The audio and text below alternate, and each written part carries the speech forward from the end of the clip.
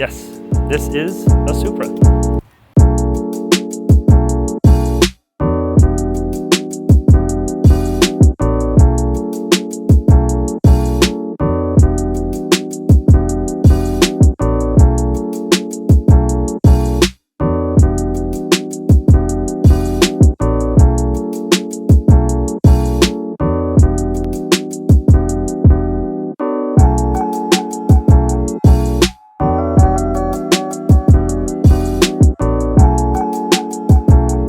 Hello, my name is Jimmy and welcome to this amazing piece of just engineering. This is, of course, the 2021 Toyota Supra. Brand new, more power, more bracing, but we'll get into that a little bit. Yes, we know the new Supra is really a BMW, but I don't know about you, but for me, I don't mind. And here's why. If Toyota made the Supra themselves, it wouldn't cost $68,000 Canadian. It'll be well over $100,000. Take a look at Acura. They made the NSX, completed that all by themselves, and that's $190,000. The GTR, well, that's $130,000. Yes, I know they have about 200 horsepower advantage comparing to this, and the GTR was quite a bit cheaper back when it was introduced. But my point still stands. They partner up with BMW, they're able to make this vehicle cost less for you and me, and well, it actually makes complete sense. BMW makes amazing end products. And if you're going to partner with anyone, BMW, well, it's just a natural go-to. Let's take a look at the 2021 Supra though. It's a good looking vehicle, but there's one thing that's wrong. It's based on the FT1 concept and the proportions on the concept works really well. But this, since they have to model it after the Z4, well, the proportions aren't the best. As styling is subjective, I'll let you decide if it's a good looking vehicle or not. But in my eyes, I kind of wish the wheelbase was just a little bit longer. According to Instagram, you agree, the FT1 does look better. Let's move on to the inside, starting with the trunk. You can only open it by the key fob or a button inside. There's no exterior button. But it's 10.2 cubic feet, which is not bad, but it definitely could be a little bit bigger. The opening itself is actually smaller than the width within the trunk itself. So you may be able to put just larger pieces of luggage actually inside. Do consider the fact that there is an opening between the seats, so items may just slide right on through. So yeah, it's a pretty common thing for a lot of sports coupe, but something to mention. Seats themselves are pretty comfortable. Depending on the trim, you can get leather or Alcantara, and they hold you pretty well. For taller occupants, the headrest may push your head down a little bit as it is a single piece design, and the thigh support can be a little bit limited as well. As for the rest of the cabin, I certainly feel quite cocooned in here. Unlike the 86, this certainly feels more compact. Materials, they're great. We get a different steering wheel than any other Toyota as it is straight from the previous generation BMW. It's thinner than most M Sport steering wheel these days, but it still looks fine, I think. It is a little dated, especially since the Z4 gets all new hardware. A redeeming factor is behind the wheel. We get a digital cluster that's easily legible with large tack in the center. We have our speed and cruise control information on the left, and for the most part, the right side is relatively blank. There is a hidden menu that you can use to fill this side with coolant or water temp, but by default, it's relatively bare. There's also a heads-up display for some additional information. As this does share a lot of parts from BMW, the rest of the interior works well. The infotainment system is very easy to use with the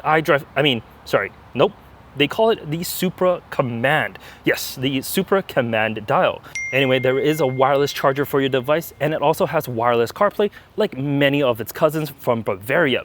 The 8.8-inch display is a little squished down to increase visibility. The only thing I would note is CarPlay does not extend fully. It may be just me, but I'm not able to have this across the entire display.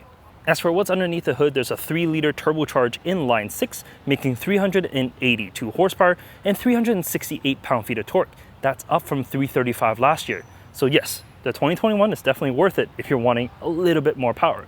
For 2021, they also added these braces. They are the same ones that you find in the Z4, so, well, they're just back where they belong, I guess.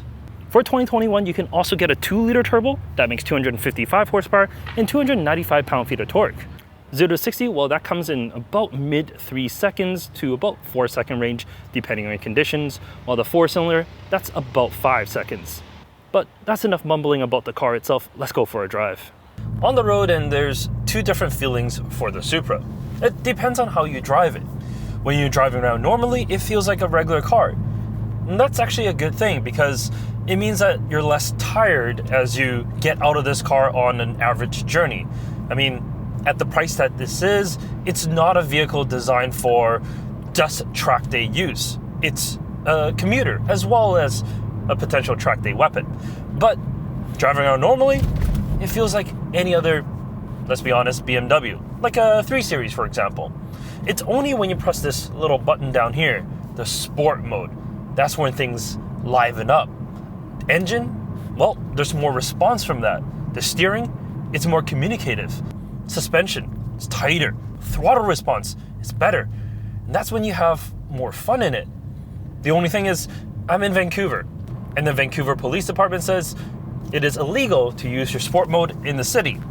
So I'm gonna get on the highway, get away from the city, so I can enjoy this car a little bit more. So I'll be back in just a sec. All right, now that I'm on the highway, I'm gonna press the sport button here. I'm gonna give it some throttle.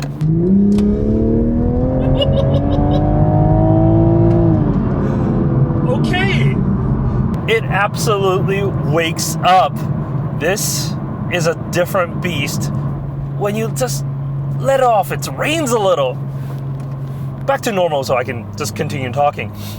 This car is so much fun when you get to push it. But the only thing is, it's just where you're able to push it. Here in Vancouver, unfortunately, I mean, our highways are quite dumb, to be honest. Our highway speed limits is mostly 80 kilometers per hour. I'm doing 80 right now, and as you saw, no one does 80 because no one regards that speed limit because let's be honest, 80 on a highway, here comes a RAV4. I mean, I have to respect the speed limit because I'm in a press car and I don't want anything bad to happen. Anyways, back to the car. That's enough of a rant. The car itself, it's absolutely amazing. It is so much fun when you get a chance to really drive it. The steering wheel feels great. It's super communicative. You're just able to place it exactly where you want. I mean, if you really want to, just stab over the throttle and you're able to get that back end out. There's no problem with that whatsoever. So it's still very playful. Don't get me wrong. This is still an amazing vehicle to have a lot of fun in. But I would say, you know, even if you're driving normally, it can be enjoyable, but it's not any more enjoyable than like a traditional 3 Series would be. But I mean, that's like all sports cars, right? You don't want to be dialed up to 11 every single moment that you're driving it. You want to have fun when you want to, but you still want a commuter when you're just driving around. This definitely fits that boat. In all the excitement of talking about what I love about the vehicle, I completely forgot about things I didn't like. So here's are the things I don't like. First, visibility. It's not as bad as like the Camaro, but it's not a whole lot better. Windows quite small, and this hits my head every single time I get in and out of the vehicle. You do have to kind of duck in. Rear visibility also not great. What else? Oh yeah, the buffeting at around 100 kilometers per hour. If you have the windows down, they're horrible. They haven't fixed it for 2021, but the good news is there are aftermarket companies that have little winglets you can install. It makes it a whole lot better. And the last thing is, well, I feel like Toyota just got the short end of the stick in this BMW-Toyota collaboration. Everything in here, well, not everything, a lot of it feels previous generation BMW rather than current generation. Steering wheel, command knob, it just isn't as good as the current Gen Z Ford. But that's it. That's all I have to complain about. Let's get back to the review. The 2021 Toyota Supra. This is a lot of fun. I must admit, I came into this thinking, it's just gonna be whatever. But after driving it, I understand it. I get it. I get why people love this thing. And I get why this is potentially better than, you know, some of its other offerings. Speaking of other offerings, there are some competitors. The Q60 Red Sport is, well, kind of like Infiniti sports car, so you can definitely compare that. The 400Z will be more comparable.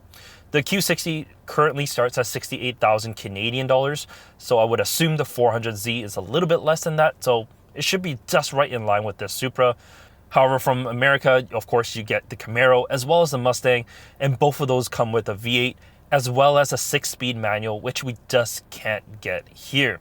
But if you look at the German rivals, like the Mercedes C43 Coupe or the Porsche Cayman, this definitely makes a whole lot more sense. Overall, the Supra is a terrific performance vehicle. It really is. The BMW roots, they're absolutely there. If you close your eyes in the passenger seat here, you're taken for a joyride, you feel like it's a BMW. It actually kind of smells like one too. But as I said right from the start, that's not a bad thing at all. BMWs make great cars and they deserve all the respect that they have. Is it worth it? Well, that's completely up to you. This probably will fetch a little bit of money later on. An M2, maybe not so much. M2 CS or M2 Comp, maybe. So it's hard to say if it brings future value. But what I can say right now, driving it, absolutely. This is completely worth your money. In any case, thank you so much for watching this video. Like the video if you subscribe if you want to see more. And I'll catch you next time in something maybe a little less sporty. Take care.